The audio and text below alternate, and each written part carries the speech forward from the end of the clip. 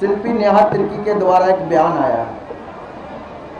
आया है कि उनका कहना है कि जो हम लोग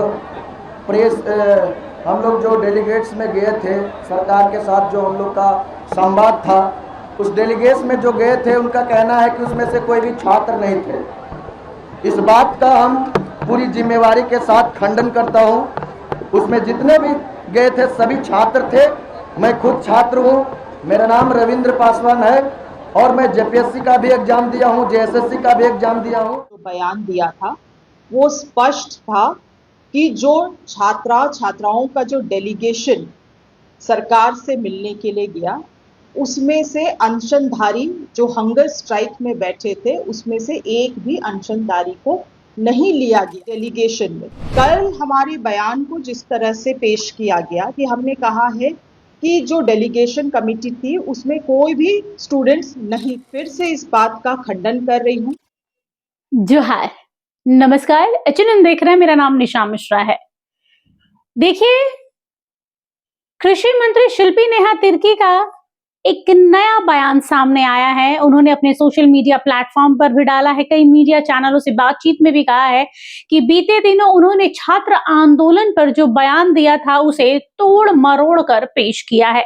हालांकि इसके पहले वाले बयान पर छात्र आंदोलन में शामिल छात्र आंदोलन को नेतृत्व करने वाले युवाओं ने शिल्पी नेहा तिर्की के उस बयान से आपत्ति जताई थी, खंडन किया था और साथ में ये कहा था कि जो डेलीगेट्स सीएम के प्रतिनिधित्व से जो डेलीगेट से मिलने गए थे उसमें छात्रों की ओर से जो लोग गए थे उनमें से अधिकतर लोगों ने जेएसएससी जेपीएससी का एग्जाम दिया है और अगर उन्हें शक है तो हम उन्हें प्रूफ देने के लिए भी तैयार हैं।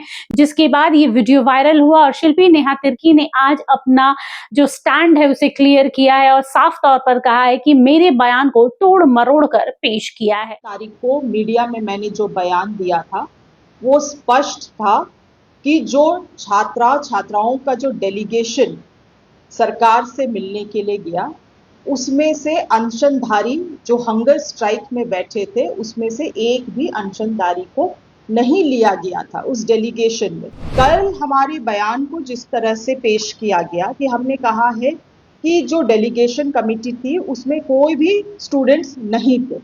मैं फिर से इस बात का खंडन कर रही हूँ और अपने बयान में वापस जाते हुए 12 तारीख को जो मैंने मीडिया में बयान दिया था उसको स्पष्ट कर रही हूँ कि उस डेलीगेशन कमेटी में जो अनशनधारी बैठे हुए थे, जो भूख पे थे, भूख हड़ताल में हैं, उनको शामिल नहीं किया गया। हमारा यही चिंता था। हमारी चिंता यही है कि अगर उस डेलीगेशन में हंगर स्ट्राइक में जो बैठे हुए स्टूडेंट्स हैं अगर वो रहते तो कम से कम सरकार उनसे भी बात करके उनके अनशन को तोड़ाने का एक कार्य करती, कम से कम उनका जो स्वास्थ्य है वो बेहतर हो पाता।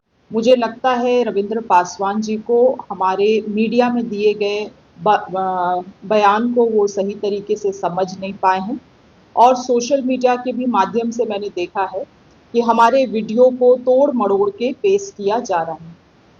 12 तारीख को 12 अगस्त को जब हम सदर अस्पताल गए, वहाँ पे जो अस्वस्थ पड़े हुए अनशनधारी हैं उनसे मिलने के लिए, तो जो चीज़ें उनसे बात हुई और जो चिंता उन्होंने जताया उन तमाम चीज़ों को हमने मीडिया में रखने का काम किया।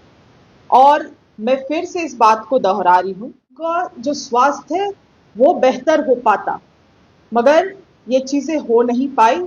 उनको उस डेलीगेशन कमेटी में इंक्लूड नहीं किया गया और हमारा यही सवाल था कि कम से कम जो छात्राएं लोग अनशन में बैठे हैं, कम से कम उन्हें एक मौका मिलना चाहिए था सरकार से वार्तालाप करने का। कम से कम सरकार उनको उनका अनशन तोड़वाते हुए एक मिडिल ग्राउंड में पहुंचने का काम करती। मगर कल हमारे बयान को जिस तरह से पेश किया गया कि हमने कहा है कि जो डेलीगेशन कमेटी थी उसमें कोई भी स्टूडेंट्स नहीं थे। मैं फिर से इस बात का खंडन कर रही हूँ और अपने बयान में वापस जाते हुए 12 तारीख को जो मैंने मीडिया में बयान दिया था उसको स्पष्ट कर रही हूँ कि उस डेलीगेशन कमेटी में जो अनशनधारी बैठे हुए थे, जो भूख पे थे, भूख हड़ताल में हैं, उनको शामिल नहीं किया गया। हमारा यही चिंता था और ये चिंता केवल उसी नजरिए से था कि अगर वो उस दिन रहते तो कम से कम ये बात नहीं होती कि सरकार ने उन अनशनधारियों से बात नहीं किया। 12 तारीख को हम उनसे पहुंच के वार्तालाप किए हैं, उनसे रिक्वेस्ट किए हैं अपने अनशन को तोड़ने के लिए, क्योंकि अस्वस्थ होने के कारण वो लोग हॉस्पिटल पहुंचे हैं। लगातार हमारी मेडिकल टीम उनके ख्याल रख रही है। जो धरना स्थल में भी अनशनधारी है उन तक भी हमारे मेडिकल टीम पहुंचे हुए हैं, प्रत्येक दिन उनका ख्याल रखा जा रहा है। मगर इन तमाम चीजों के बीच में सरकार की जिम्मेवारी बनती है और उसी जिम्मेवारी का निर्वहन करने का हम लोग काम कर रहे हैं कि जो अनशनधारी अस्वस्थ पड़ रहे हैं उनका ख्याल रखा जाए, उनसे सरकार एक वार्तालाप स्थापित कर पाए और किसी तरह से उनकी अनशन को हम लोग तोड़वा पाए ताकि वो लोग दोबारा से स्वस्थ हो सके। तरीके से सरकार ने अपना जो कमिटमेंट है उसको टेबल कर दिया है।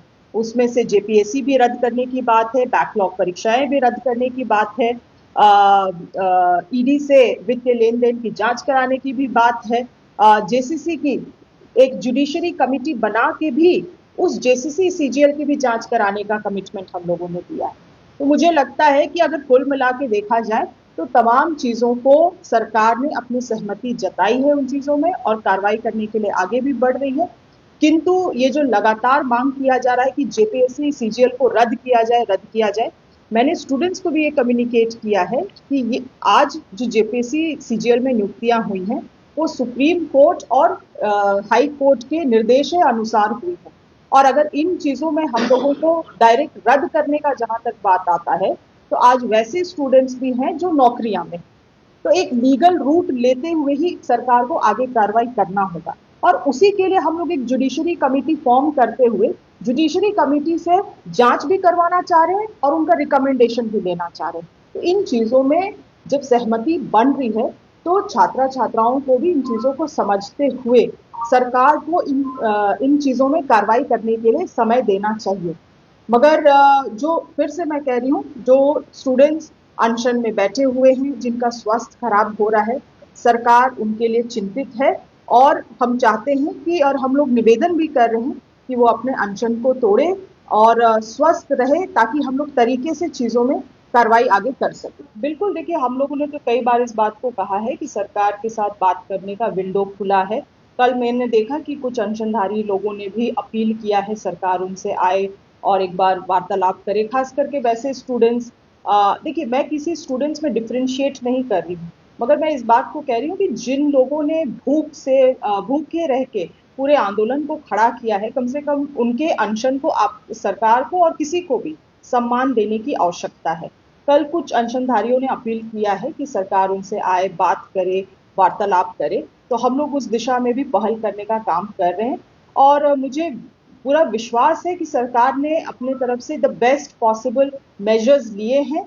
स्टूडेंट्स को भी अब सभी चीजों को समझते हुए सरकार को भी सही कार्रवाई करने के लिए वक्त देना। देखिए, छात्रों की एकता ने इस बात का संदेश तो दे दिया है कि मुख्यमंत्री से लेकर आम मंत्री तक भी छात्रों के आंदोलन के ऊपर कोई भी बयान देने से बच रहा है और अगर कुछ भूले भटके निकल जा रहा है तो उसे सामने आकर क्लियर भी कर रहा है, क्योंकि उन्हें पता है ये छात्र हैं, आप उन्हें एक बात बोलेंगे तो वो एक नया राजनीतिक पार्टी खड़ा कर देंगे। शिल्पी नेहा तिर्की ने भी अपना स्टैंड क्लियर किया है कि मैंने ऐसा कुछ भी नहीं कहा है, बल्कि मीडिया में मेरे बयान को तोड़ मरोड़ कर पेश किया जा रहा है। फिलहाल के लिए बस इतना ही। देखते रहिए एचएनएन न्यूज। नमस्कार। आपको हमारा ये वीडियो अच्छा लगा तो इसे लाइक करें, शेयर करें और हाँ, सब्सक्राइब करना ना